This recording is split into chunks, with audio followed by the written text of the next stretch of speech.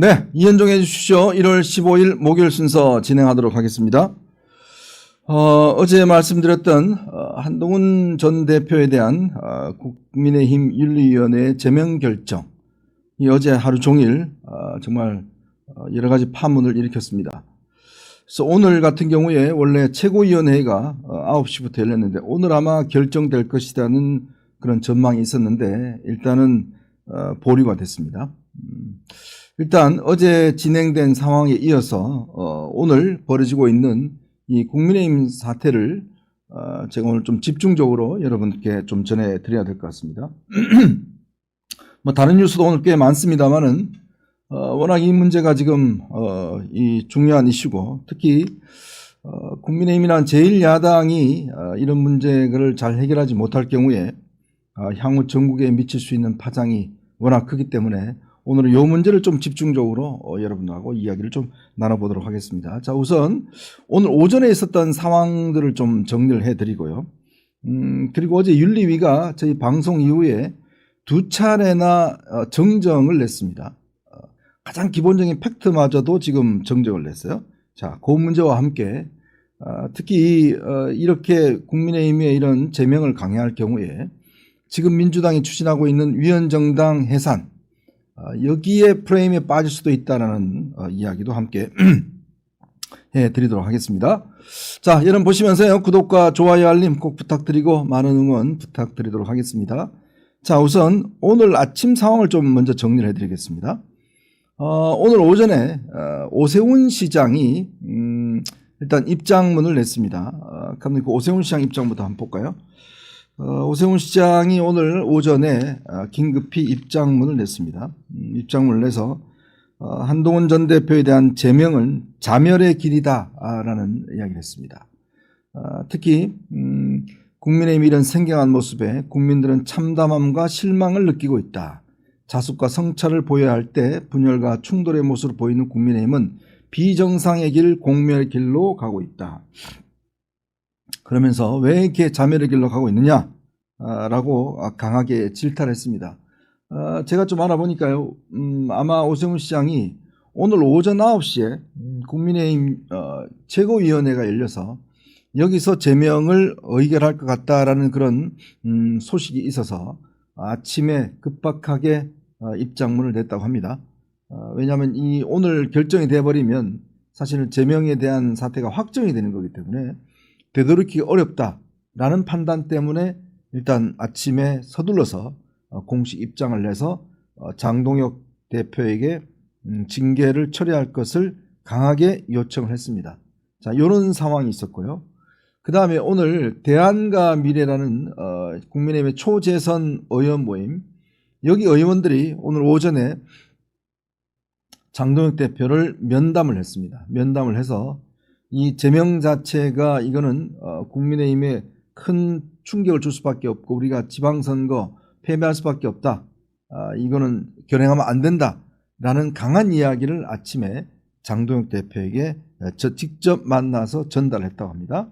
자, 그런 상황이 있었고요. 또 하나는 그동안 뭐 중진들 또 뭐 그들 입장을 밝혔지만 특히 대구 지역의 중진인 윤재옥 그다음에 김상훈 뭐 이런 의원들마저도 오늘 오전에 장동혁 대표에게 면담을 신청했다고 그래요. 지금 이렇게 제명을 강행할 경우에 향후 지방선거 패배뿐만 아니라 큰 문제가 될 수 있다라는 부분들을 지적을 하면서 면담을 신청했다고 합니다. 그러니까 뭐 예를 들어 친한계 의원이냐 뭐 초재선들 그러는 거야 뭐 그렇다 하더라도 TK 지역의 중진들마저도 이건 안 된다 큰일 났다 라고 해서 면담을 신청을 했고 그 다음에 뭐 조배숙 그 다음에 김미애 뭐 등등 그동안 친윤들로 알려져 있던 의원들 이 사람들도 각자 입장을 통해서 제명 이거를 결정하면 안 된다라는 것들이 아주 본물 나듯이 사실은 제기가 됐습니다. 자, 그러다 보니 원래 장동혁 대표는 오늘 오전에 속전속결로 어제 윤리위원회의 결정을 확정지으려고 그랬어요. 왜냐하면 이게 자칫 시간을 끌게 되면 지금 반발이 커지고 또 이게 한번 쇠풀도 당김에 빼라고 이게 뭔가 하지 않으면 이게 자칫하면 문제가 생길 수 있기 때문에 아마 밀어붙이려고 했던 것 같아요. 그래서 최고위원 중에서 신동욱, 김재원, 김민수 뭐 이게 왜냐하면 9명 중에서 5명만 찬성하면 되니까 그 찬성표들은 확보를 했다고 합니다. 그래서 아마 밀어붙이려고 했던 것 같아요. 저는 여기서 놀라운 게 신동욱 수석 최고위원입니다.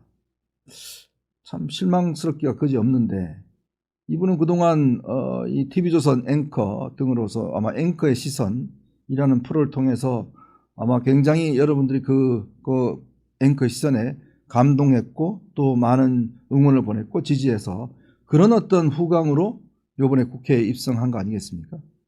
근데 하는 행동은 뭐 전혀 지금 자신이 했던 이야기와 다르게 행동하고 있다 보니까 상당히 국민적 비난과 당원들의 비난이 큰 것 같습니다. 뭐 김민수, 김재원이야 뭐 이해를 하겠습니다.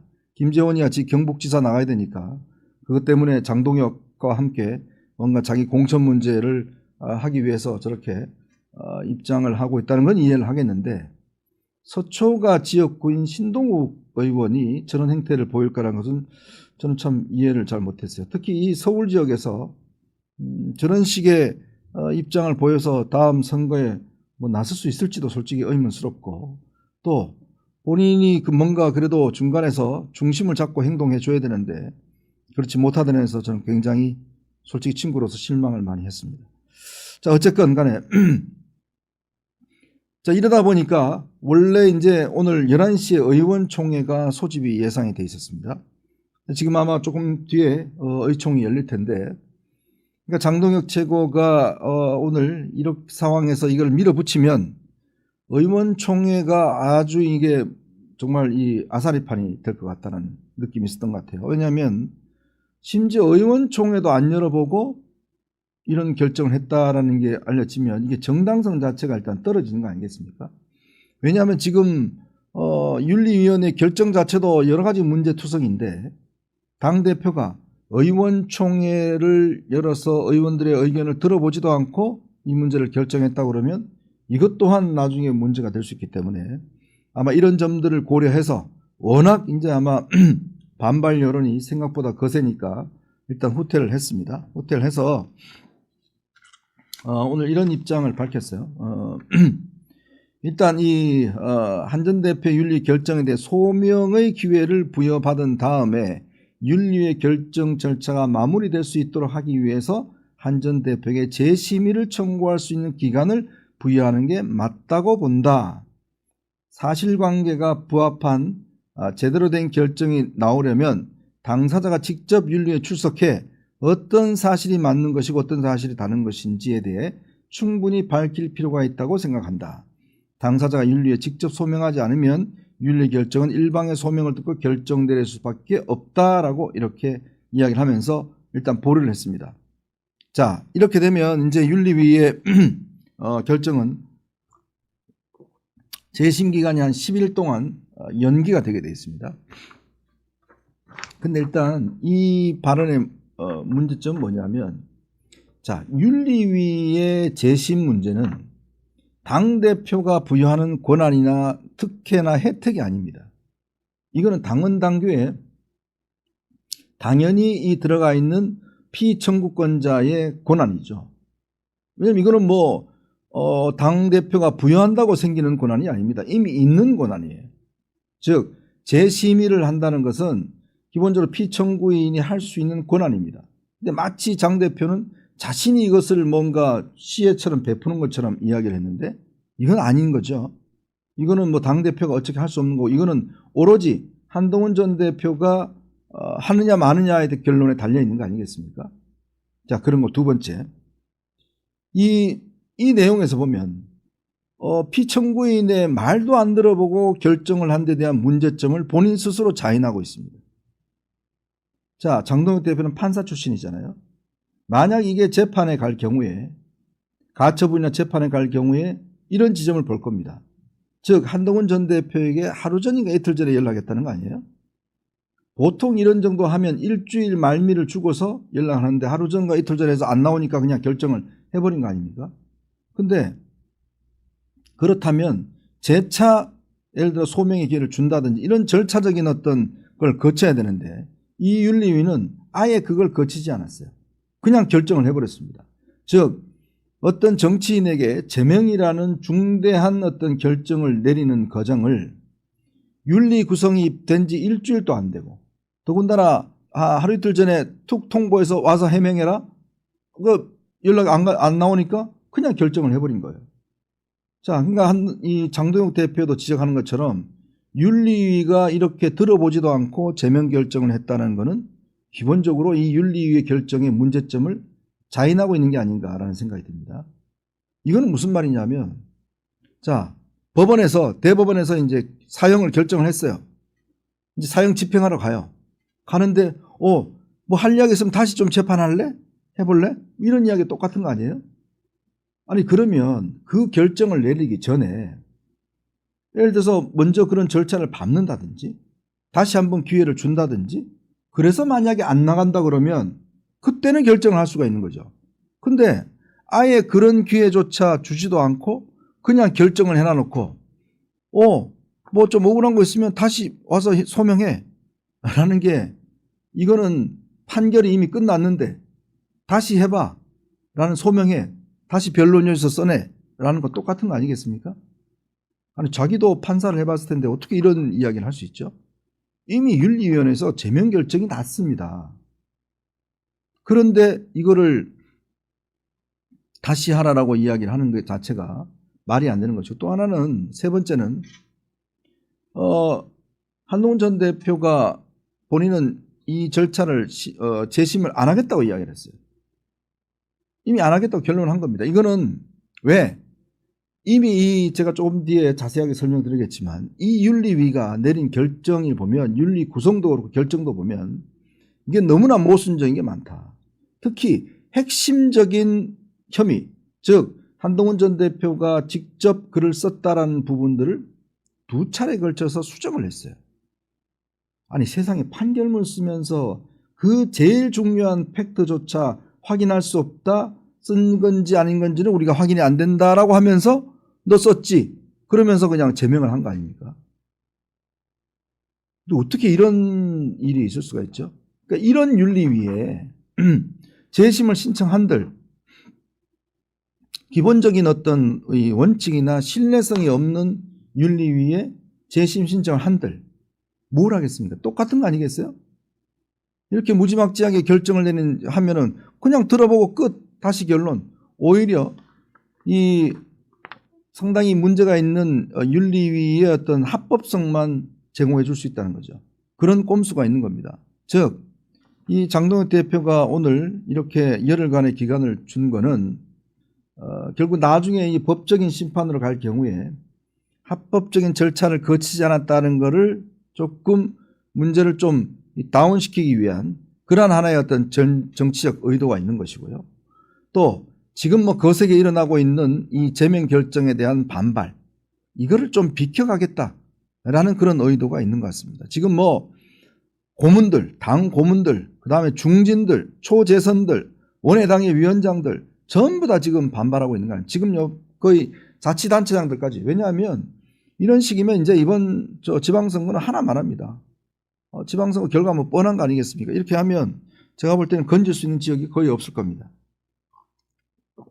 그럼 이런 무지막지한 결정으로 인해서 지방선거 자체가 다 망가지면 그 책임은 누가 지는 거죠? 자기가 대표 내려면 그만이지만 실제로 지금 자치단체장 이런 사람들 다 떨어지면 뭐 먹고 살아요? 뭘 해요 그 사람들? 진짜 생계가 달려있는 문제거든요. 자, 그러한 것들을 그냥 당대표가 이렇게 하게 되면 자치단체 가만히 있겠습니까? 오늘 오세훈 시장이 저런 입장문을 낸 것도 지금 서울 시내 구청장들 국민의힘이 꽤 많습니다. 그 시의원들은 100명이 지금 국민의힘 소속이에요. 자, 그런데 만약에 오 시장이 본인이 낙선하고 이런 거 다 떨어지면 서울시가 어떻게 되겠습니까? 자, 이런 것들을 고려하면 지금 당연히 비껴갈 수밖에 없는 거죠. 자, 그렇기 때문에 저는 만약에 장동혁 대표가 본인이 진짜 이거를 다시 심사할 그런 게 있다면 저는 몇 가지 조치를 해야 된다고. 첫째는 이 윤리위를 해산시켜야 됩니다. 왜? 이런 윤리위가 있을 수가 없습니다. 즉 뭐냐면 절차적인 어떤 오류, 팩트의 오류. 제가 이제 다음 순서 때 자세한 이야기를 해드리겠지만 도대체 어떠한 과정과 논의를 거쳐서 결정된지 알 수 없을 정도로 특히 이 8쪽짜리의 이 결정문에 보면 오류투성입니다. 철자도 틀린 것도 있고요. 더군다나 거기에 핵심적 팩트가 다 틀리고 2차례나 걸쳐서 정정을 냈어요. 이것 자체는 뭐냐면 스스로 이 문제에 대해서 완벽하게 심리를 안 했다라는 걸 자인하고 있는 거 아니에요? 아니 여러분 어떤 결정을 내렸는데 핵심적 팩트가 틀렸어요. 그래놓고 제명을 결정을 했어요. 그러면 그거는 기본적으로 그냥 밀어붙였거나 그냥 일방적으로 했다라는 이야기밖에 안 되지 않습니까? 이런 윤리위는 존재해서는 안 됩니다. 존재해서는 안 되고 이런 심각한 문제를 일으킨 윤리위가 다시 심리를 할 자격이 없다는 거죠. 즉 이 윤리위는 해산돼야 됩니다. 해산되고 새로 구성을 해야 돼요. 그리고 그 전에 당무감사위원회 이것도 마찬가지입니다. 이것 또한 조작된 자료를 가지고 이미 경찰에 고소가 돼 있죠. 조작된 걸 가지고 이미 이거는 윤리위원회 심판을 청구했잖아요. 그러면 이 당무감사위도 자격이 없는 거죠. 세상에 어떤 거든지 중요한 게 심리입니다. 자, 지금 민주당 한번 보세요. 김병기 원내대표를 지금 전 원내대표를 제명을 하는데 거기는 뭐 당원 게시판 글 하나 썼다고 지금 제명하는 판인데 거기는 돈 수천만 원 받아먹고 온갖 갑질하고 자기 아들 보좌관들 시켜서 뭐 학교 취업 뭐 알선 등등 경찰서 압박 아주 그냥 13가지 14가지가 됩니다. 여러분 이거 하고 당원 게시판에 글 하나 쓴 거 하고 어떤 게 무게감이 있어요? 어떤 게 더 중요한가요? 근데 거기는요 대낮에 5시간 동안 심리를 했어요. 기자들 다 보는 데서. 그리고 윤리위원장 얼굴도 나옵니다.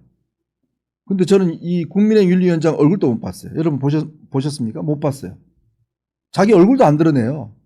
근데 거기는 당당하게 5시간 동안 심리하고 그래 결정을 합니다. 그러면 이거는 법원에 가도 인용되기 어려워요. 아마 김병기 전 원내대표가 이거 문제 있다고 그래서 법원에 하더라도 법원에서 받아들일 가능성이 없습니다. 왜? 정당의 일에 대해서 법원은 그렇게 개입하지 않아요. 내용에 대해서. 둘째, 절차의 문제만 봅니다. 근데 그 절차는 거의 완벽하게 이루어진 거거든요. 근데 반면에 국민의힘 절차를 한번 보세요. 이 절차를 보면 윤리위원회가 구성이 된 지 일주일도 안 돼서 갑자기 결정을 내놔놓고 그 다음에 당사자에게 항변의 시간을 주지도 않고 뭐 전화로 통보했다고 그러는데 그게 말이 됩니까? 뭐 보내면 내용 증명이 편지를 보내든지 뭘 하든지 시간을 넉넉히 두고 언제다라 그러고 그렇게 통보를 해야 되는 거 아니에요? 요즘 문자 수백 개씩 들어오는데 그걸 누가 매일 확인해요? 전화를 누가 받습니까? 그런 절차도 안 거치고 제일 중요한 중징계인 징계를 결정하는 게 맞지 않다는 거죠. 그러면 그거는 의도성이 분명하다는 겁니다. 그러면 이런 의도성을 가지고 있는 윤리위와 당무감사위에 또 받아야 된다고요? 그건 말이 안 되는 거죠. 그러면 이런 사람을 임명한 장동혁 대표가 만약 본인이 주장한 거에 대한 진정성이 있다 그러면 당장 윤리위원회를 해산시켜야죠. 왜? 지금 본인 스스로 입으로 지금 이야기했잖아요. 윤리위가 와서 이 피의청 청구인의 진술할 기회조차 주지 않았다라는 부분들을 본인이 지금 인정하고 있는 거 아닙니까? 이렇게 되면 당연히 이런 절차적 문제에 심각한 오류를 범한 윤리위는 해산되어야 되는 게 마땅하다고 저는 봅니다. 그렇지 않고 이 윤리위에 다시 가서 받아라? 그거는 말이 안 되죠. 이런 윤리위가 뭐 다른 결론을 내리겠습니까? 자기들이 이미 징계 결정 다 끝났는데 재심을 한들 뭐 하겠습니까? 똑같은 결론을 내린 거 아니겠어요? 자, 그렇기 때문에 지금 이 장동혁 대표가 오늘 이런 식으로 이야기한 거는 결국 시간 벌기다 라는 생각이 들어요. 시간 벌기고 워낙 반발이 거세니까 마치 이제 본인의 어떤 뭐 절차적 정당성을 주는 것 같은. 그리고 또 이제 이게 결국은 이제 아마 앞으로 논란이 많이 될 겁니다. 이 법정에 가더라도 그걸 막기 위한 게 아닌가 싶습니다. 자, 이건 아마 제가 볼 때는 이런 조치를 하지 않는다면 결국은 본인은 내가 시간 줬다. 그렇게 해서 끝내겠다라고 하지만 근본적으로 이 정당성에서 상당히 취약할 수밖에 없다는 말씀을 드리겠습니다. 자, 저는 이제 두 번째 이슈로 한번 넘어가서요. 과연 이 지금 윤리위의 어떤 정당성과 합법성 문제를 내용 문제를 한번 따져보겠습니다. 오늘 조간 신문들을 한번 여러분 쭉 한번 보실까요? 자, 조선일보입니다. 오늘 톱 기사입니다. 선거 앞두고 내전의 늪에 빠진 국힘이라는 기사를 톱 기사로 쓰고 한동훈 전 대표의 사진을 실었습니다. 자, 중앙일보입니다. 국힘 파국 내몰았다. 장동혁 뺄셈 정치라고 하면서 또 한 대표의 사진을 크게 실었습니다. 자, 그 동아일보입니다. 한동훈 심야 제명 지방선거 앞 두 쪽난 국힘이라고 해서 또 이렇게 실었습니다. 경향신문입니다. 한동훈 제명 극한 분열 치닫는 국힘. 자, 그리고 한국일보입니다. 저것도 마찬가지로 또 중요한 기사로 싣고 있습니다. 국민일보입니다. 윤저련 대신 한 제명 추락 재촉하는 국힘. 또 세계일보입니다. 한 제명 결정 또 다른 계엄 국힘 갈등 확산 일로라는 스테이트 기사를 쓰고 있습니다. 그리고 매일경제도 경제신문도 마찬가지입니다. 이 한동훈 전 대표의 제명을 중요한 기사로 쓰고 있죠. 자, 서울경제도 마찬가지입니다. 또 이렇게 쓰고 있습니다. 자, 그러면 각 신문사의 어떤 사설 제목을 한번 보겠습니다. 자, 제목을 보면 조선일보는요. 심야의 테러 마피아라며 한동훈 제명 정상 아니다. 중앙일보는 한동훈 제명 사태로 드러난 보수 야당의 뺄셈 정치. 동아일보는 대선 후보 날치기 교체 떠올리게 한밤 한동훈 기습 제명. 한국일보 국민의힘 한동훈 제명 자멸의 길로 가나. 또 국민일보는요. 기습적 한동훈 제명 혁신 아닌 뺄셈 정치하는 국힘. 세계일보 한동훈 제명 납득 어려운 자의 뺄셈 정치다. 서울신문 한동훈 심야 제명 국힘 뺄셈 정치 유구몬뿐이다. 문화일보는요. 심야의 한동훈 전 대표 제명 의결 더 추락하는 국민의힘. 한겨레신문은요. 내란 전언은커녕 한동훈 제명 내분만 격해진 국민의힘. 경향신문은 심야의 한동훈 제명 추락의 끝이 안 보이는 국민의힘. 자, 중앙일간지 경제신문 전체의 사설 제목을 제가 읽어드렸습니다. 자, 보통 신문사에 논설위원들이 10명에서 한 20명 정도 있습니다. 다 언론사 경력 한 25년에 30년 되는 베테랑 기자들이 다 있습니다.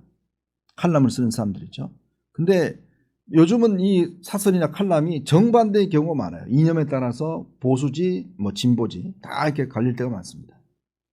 저도 매일 이렇게 사설을 쓰고 칼럼을 쓰는 사람 입장에서 처음으로 모든 신문에 그 하나의 예외도 없습니다. 단 하나의 예외도 없이 전 신문의 기사와 전 신문의 사설이 결국 이 문제에 대해서 제가 아까 말씀드렸듯이 자멸의 길로 가고 있다라고 쓰고 있습니다. 전 신문이, 즉 대한민국의 레거시 미디어라고 하는 전 신문이 똑같은 입장. 그러면 논설위원으로 따지면 뭐 수백 명이 되겠죠. 자, 대한민국의 지성이라고 하는 이런 사람들이 한 목소리로 당신들 국민의힘의 한동훈 제명은 자멸의 길로 가는 것이다라고 지적을 하고 있습니다. 그럼 이거는 여론 아닌가요? 이 정도는 여론이라고 해도 무리가 아니지 않습니까? 대한민국의 지식인들이 기본적으로 이렇게 판단하고 있다는 것은 이거야말로 여론 아닌가요? 근데 그 여론에 유일하게 안 따르는 사람, 또 다른 길로 가는 사람, 국민의힘 지도부입니다. 그러면 이런 사람들을 과연 국민들은 지지를 할까요? 표를 줄까요? 이런 국민의힘에? 자, 정당은요 기본적으로 선거를 통해서 국민의 정치적 판단에 대한 지지를 받습니다. 정당인 기본적으로 선거에 지면 끝입니다. 그렇죠? 당원이 수백만이 되든 몇백만이 되든 간에 선거에 지면 그 정당은 없어지는 거예요. 근데 이 중요한 선거를 앞두고 스스로 선거 패배를 자초하는 정당에 우리 패배도 괜찮으니까 우리는 그냥 우리대로 갈게, 표는 알아서 주든가 말든가 라는 정당한테 여러분은 표를 찍어주고 싶겠습니까? 안 찍고 싶죠. 근데 이런 중대한 해당 행위를 당 지도부 스스로 지금 하고 있습니다.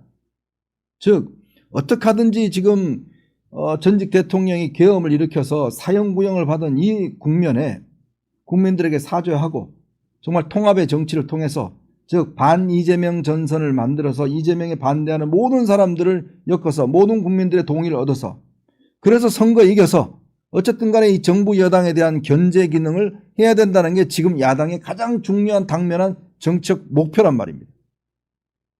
그 목표 알 필요 없고 나는 내 당내에 내 앞으로의 경쟁자 쟤만 찍어내면 돼 라고 하는 게 지금 장동혁 대표의 계획 아닌가요? 내 앞으로의 지금 대선 길목에 걸림돌이 되는 거 걸림돌만 제거하면 나는 다 끝나. 지금 자신의 정치적 걸림돌을 제거하겠다는 목적으로 당을 완전히 패배의 구렁텅이로 빠뜨리고 있는 게 지금 국민의힘 지도부 아닌가요? 제 말이 틀렸습니까? 제 말이 틀렸으면 한번 말씀해 주시죠. 여러분 저한테 비판하시는 뭐 글도 올라오고 있는데 여러분 그래서 선거 이길 수 있다고 생각하세요? 제가 지금까지 선거 취재한 경험만 따지면 정말 수백 번의 선거를 제가 치러봤습니다. 취재를 해봤고요. 근데 이런 식으로 해서 선거 이긴 적 저 없습니다. 만약 이번 선거 이런 식으로 해서라도 이긴다고 그러면 저는 자격이 없습니다. 정치를 논평할 자격이 없어요. 근데 정말 여러분 예를 들어서 이 문제에 대해서 저한테 비판하신 분들이 목적이 뭔가요? 목적이 그냥 우리 야당으로 그냥 평생 살게 놔도 가만 놔도 건드리지 마 그냥 우리끼리 살게 그걸 원하시는 건가요? 아니면 저 이재명 정권보다 한동훈이 더 미워 그거 이야기하시는 분들인가요? 그런 분들이면 제가 말할 필요가 없어요. 그 동의하지 않습니다. 저 이재명보다 한동훈이 더 밉기 때문에 얘만 죽이면 돼 라고 하시는 분들하고 저하고는 같이 제 이야기 들을 필요 없어요. 저는 대한민국이 올바르게 가기 위해서는 이재명 정권에 하고 있는 여러 가지 문제를 야당에서 제대로 개혁을 해주고 수정을 해주고 국민들이 더 잘 살 수 있도록 만들어주는 거 그러기 위해서는 정말 국민의 지지를 받는 야당이 나와야 된다라는 생각을 갖고 있습니다. 그래야 정치적 균형이 맞춰지는 거예요. 그거 싫으시다면 뭐 안 해도 돼요. 그 이재명 정권 잘하게 대권도 갖다 주고 총선 그냥 이 국회의원도 다 갖다 주고 지방선거 다 갖다 주고 그런 분들은 비판할 자격이 없어요. 그런 거 원하시는 분들은. 그렇지 않습니까? 선거 지겠다는 야당한테 그게 옳다라고 하시는 분들은 하고는 그건 민주당이 하는 거죠. 민주당이 오죽했으면 너무 고맙다는 거 아닙니까? 지금 장동혁 지도부가. 너무 고맙다는 거 아니에요. 자기들 그렇지 않아도 지금 힘들었는데 저렇게 한동안 잘라서 해주니까 너무 고맙다는 거 아닙니까? 이미 윤석열은 과거입니다. 윤석열은 과거예요. 그 과거에 더 이상 얽매이지 마시라는 거예요. 잘못된 과거였습니다. 더 이상 얽매이지 말고 뭔가 새로운 우리가 이 방향을 잡아야 되는데 지금까지도 계속 그게 끝에 붙잡고 끄트머리 잡고 있으면서 윤어게인 주장하시는 분들 부정선거 주장하시는 분들 부정선거 주장하시는 분들이 뭐하러 선거예요? 안 하면 되지. 그거 아무 소용없습니다. 그래봤자 아무 소용없어요. 생각을 바꾸셔야 돼요. 결국 그런 생각과 그런 행동들이 이재명 정권에게는 아주 도움이 되는 일입니다. 그거 하시려면 계속 하시고요. 그거 안 하시기 위해서 정말 이렇게 노심초사하고 걱정하고 있는 거 아니겠습니까? 자, 이 지금 윤민우라는 사람이요. 전 딴 걸 떠나서 어떻게 제1야당의 윤리위원회 윤리위원장을 정말 듣도 보도 못한 사람을 임명을 했고 더군다나 이 사람은요. 댓글 분석 전문가입니다. 사이버전 전문가예요. 이런 사람을 기용을 했는데 그러니까 보통 우리가 이 국민의힘의 윤리위원 같은 경우 위원장 같은 경우 예전에 임명진 목사라든지 이양희 교수 이철승 선생의 동생 따님이시죠. 이양희 교수라든지 그다음에 뭐 지금 여상원 변호사라든지 이분은 중앙지법 판사 출신이고 굉장히 존경하는 분입니다. 보통 그런 분들이 해왔어요. 근데 윤민우라는 전혀 듣도 보도 못한 사람. 근데 알고 봤더니 이 사람이 방첩사의 자문위원이었어요. 여인영 방첩사령관의 자문이었어요. 여인영 사령관 오늘 보니까요. 벌써 군 반란 혐의로 지금 또 저걸 선고를 받았던데. 자, 그런 사람의 이 부인도 똑같이 방첩사에 근무를 했습니다. 근무를 했고 이 사람들 주로 댓글 분석, 그다음에 부정선거, 심지어 이 사람은요, 이 주간조선인가요? 거기에 어떤 글을 기고해서 개딸을 분석하면서 개딸이 저러는 거는 김건희 여사가 너무 부러워서다. 김건희 여사가 너무 능력 있고 너무 잘하고 있는데 그게 부러우니까 쟤들이 저러는 거다. 거의 건희사랑 지금 사람처럼 그런 글도 기고를 했습니다. 부정선거 굉장히 이 사람은 뭔가 있다라고 뜻이 이야기를 했어요. 중국의 문제점들. 심지어 오늘 이 결정문에 보면요. 무슨 인지전에 5가지 단계라는 게 있습니다. 즉 한동훈 전 대표가 어떤 이 댓글을 쓴 게 마치 어떤 인지라고 하는 것은 이 커그니티브 워페어라는 인지라는 것은 상대방의 어떤 심리전 뭐 이런 걸 펼치게 하는. 근데 그게 거기에 장황하게 기재가 되어 있더라고요. 5가지 단계. 그러면서 뭐 상대방에 대한 일단 편견 및 반내리기, 그 다음에 선택적 인식 등등 이런 걸 하는데 이게 어디에 있나 봤더니요. 이 사람이 쓴 책에 나와 있어요. 즉 윤민우라는 사람이 자기 부인과 함께 모든 전쟁이라는 책을 하나 썼는데 이 내용을 그대로 따와서 이 결정문에다가 옮겨 붙였습니다. 아니 이게 논문 쓰는 게 아니잖아요. 이 결정문이란 게 논문 쓰는 게 아닙니다. 팩트를 읽는 겁니다. 팩트를. 이준석 대표 그때 징계할 때도 단 2장짜리였어요. 간명한 팩트, 즉 뭐가 중대한 범죄 혐의냐 그것만 하면 되는 거예요. 근데 왜 잔뜩 자신의 책을 인용해서 무슨 이론이라든지 무슨 이런 이론들 잔뜩 왜 실어놔요? 그리고 자기를 비판하는 거, 자 제가 아까 이야기했던 여인영의 자문위원회다 다 공개된 경력입니다. 이거를 비판하는 게 테러리스트래요. 제가 테러리스트입니까? 윤민우 당신이 저 자문위원하고 국정원 특보하고 온 거는 객관적 사실이에요. 근데 그거를 해서 이야기했다는 게 이거는 무슨 테러리스트? 마피아들이 하는 테러리스트 행위라고 그래요? 진짜 기가 막혀서. 아니 어떻게 한 정당의 윤리위원들이 어떤 사람인지 알아보려고 쭉 가서 그 이야기를 하는데 그거를 테러리스트라고 그래요?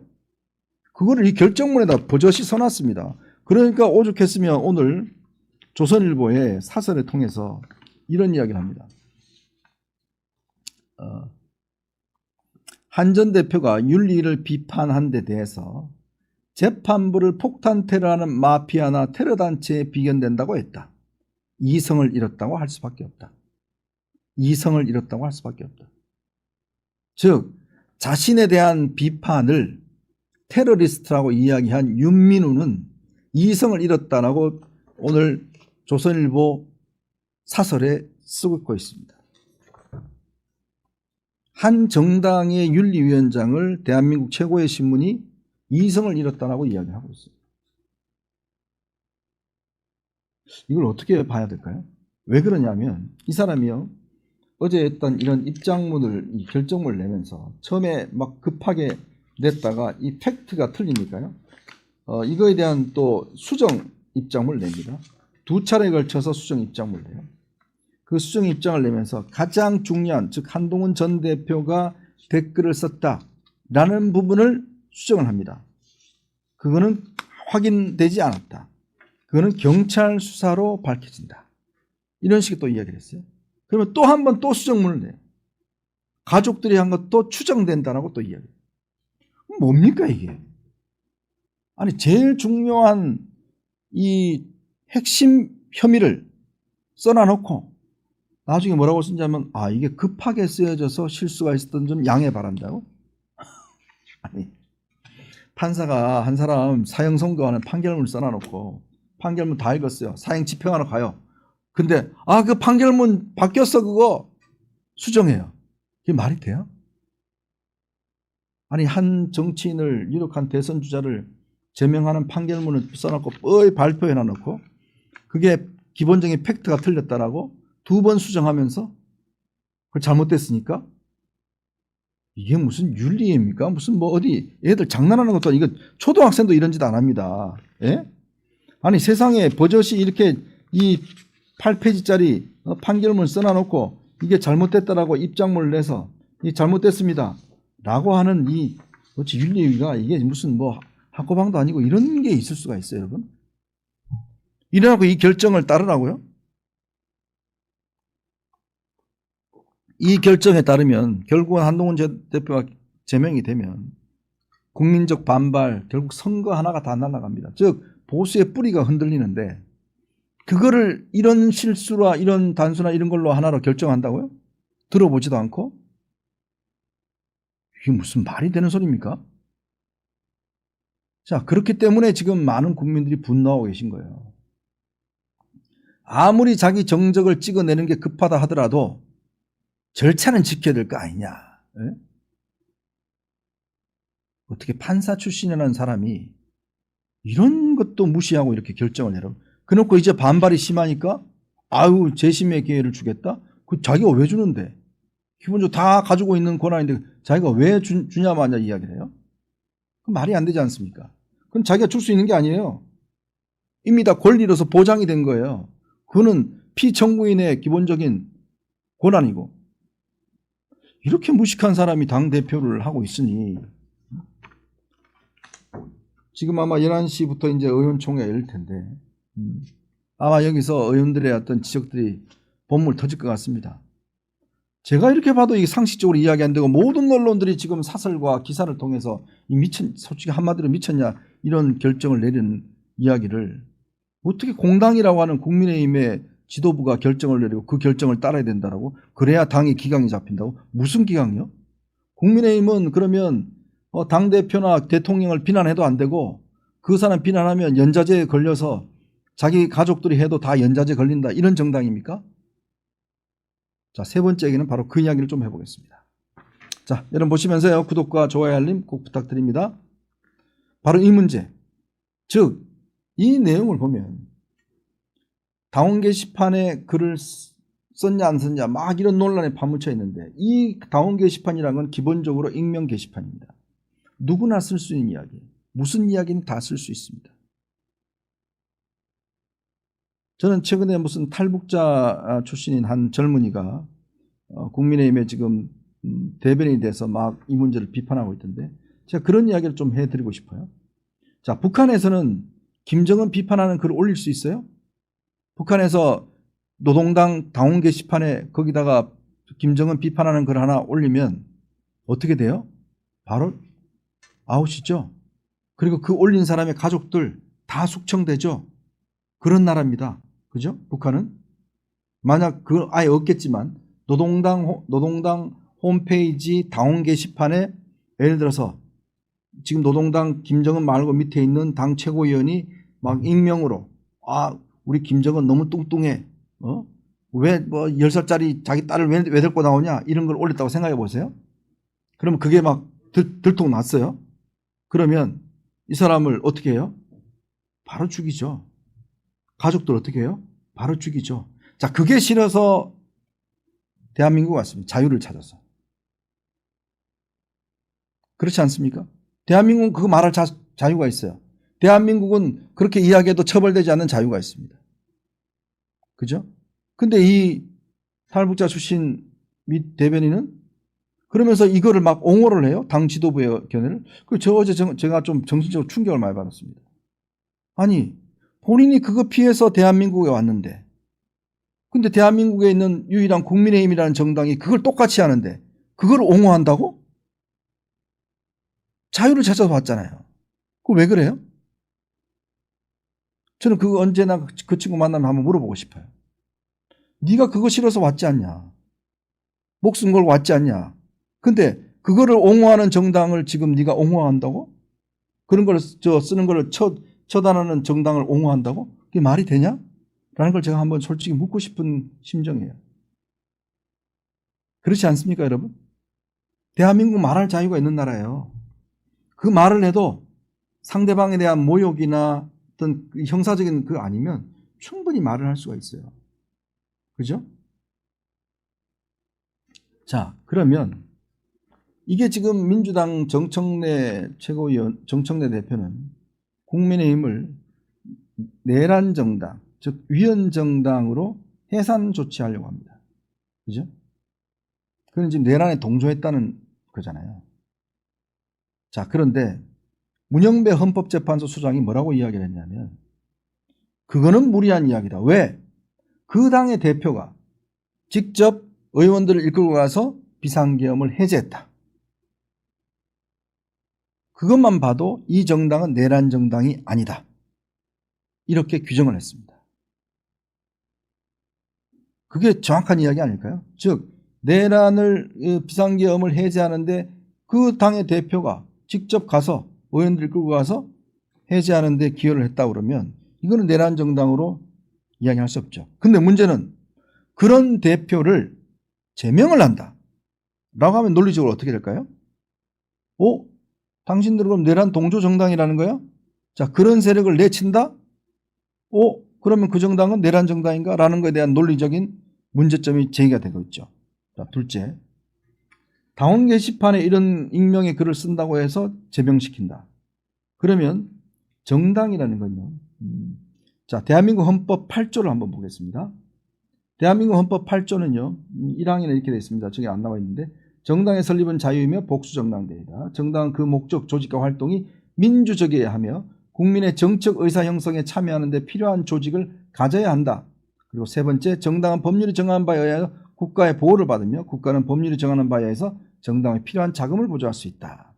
정당의 목적이나 활동이 민족 기본주의에 위배될 때에는 정부는 헌법재판소에 그 해산을 제소할 수 있고 정당은 헌법재판소의 심판에 의해서 해산된다. 딱 이렇게 규정하고 있습니다. 자, 그러면 제가 아까 말씀드렸듯이 내란에 동조한 정당, 즉 비상계엄을 막았던 당대표를 제명한 정당은 과연 민주적 정당이냐에 대한 첫 번째 문제. 둘째, 익명의 당원 게시판에 글을 썼다고 해서 당대표를 제명하는 정당, 그 정당이 민주적 정당인지에 대한 문제. 자, 셋째, 자, 그러면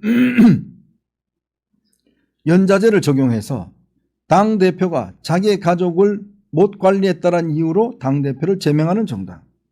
우리나라 연좌제 없습니다. 이런 정당. 자, 이런 정당을 위헌정당이다라고 민주당이 주장을 하면서 법무부 장관에게 자, 이런 정당을 위헌정당으로 해산시켜달라고 요청하면 법무부 장관이 헌법재판소에 위헌정당 해산 신청을 할 겁니다. 그러면 헌법재판소 이 문제를 논의하겠죠. 자, 그럼 이게 중요한 쟁점이 되지 않을까요? 제가 말씀드렸던 게.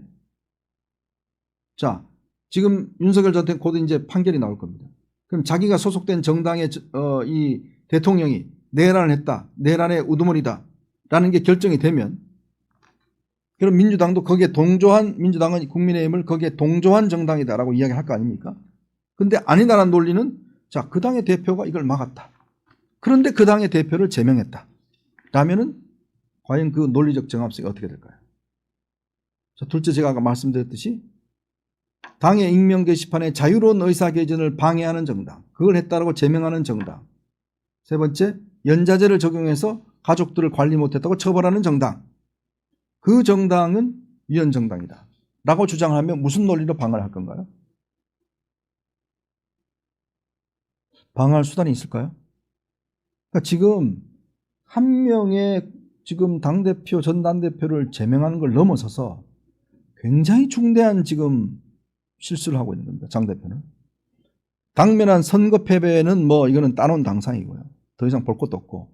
두 번째는 지금 민주당이 계획하고 있는 이제 야당 없는 여당만에 있는 정당을 만들기 위한 그 프로젝트에 결국 이거 안 하겠습니까? 저 같으면 할 것 같은데요.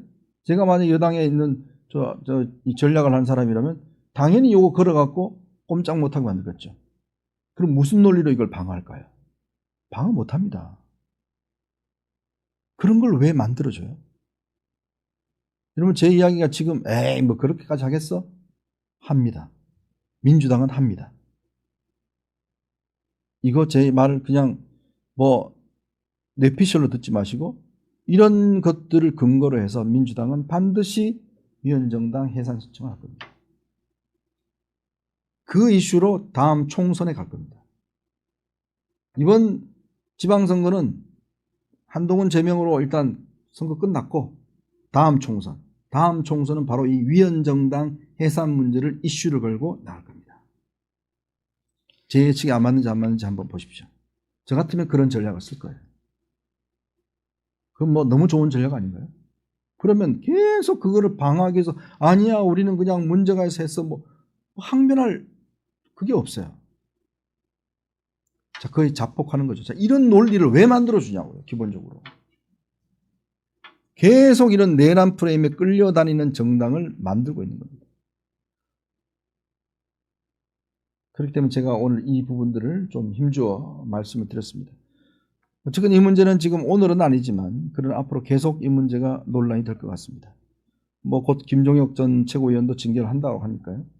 근데 이런 윤리위, 제가 아까 말씀드렸던 이런 정당성이 없는 윤리위, 그리고 정말 누군지 알 수 없는 얼굴 없는 윤리위, 윤리위원장 한번 나오세요. 나와서 마이크 잡고 이야기를 하세요. 마이크 잡고 기자들 질문 받으면서 마이크 잡고 이야기하시라고. 그냥 불쑥불쑥 보도자료 한번 내지 말고 이호선 당무감사위원장도 마이크 잡고 좀 이야기하세요. 마이크 잡고. 왜 못합니까? 왜 등장하지 못해요? 스텔스예요? 제발 좀 마이크 잡고 당당하게 한번 이야기해보세요. 기자들의 정말 이 송곳 같은 질문 한번 받아보고 그렇게 하면 국민들도 동의할 거 아니겠습니까? 제발 나타나 주시기 바랍니다. 네, 좀 답답한 시간입니다. 여당의 비리와 참 경찰의 수사 덮기, 또 오늘 또 벌써 제2특검을 통과시킨다고 그러죠. 이러한 상황에 이거를 견제해야 될, 아니 백날 필리버스터 하면 뭐 하겠습니까? 국민들이 그 필리버스터에 관심을 가지겠습니까? 헛된데 괜히 뭐 24시간 필리버스터 된다고 자랑하지 말고 어차피 통과되는 거예요. 이렇게 국민의 마음을 얻어야 승리할 수 있지. 마음을 못 얻는데 필리버스터 해봐야 뭐합니까? 괜히 몸만 축나죠. 그런 헛된 짓 하지 마시길 바라겠습니다. 저는 또 다음 주에 여러분들 찾아뵙도록 하겠습니다. 자, 시청해주신 여러분 고맙습니다.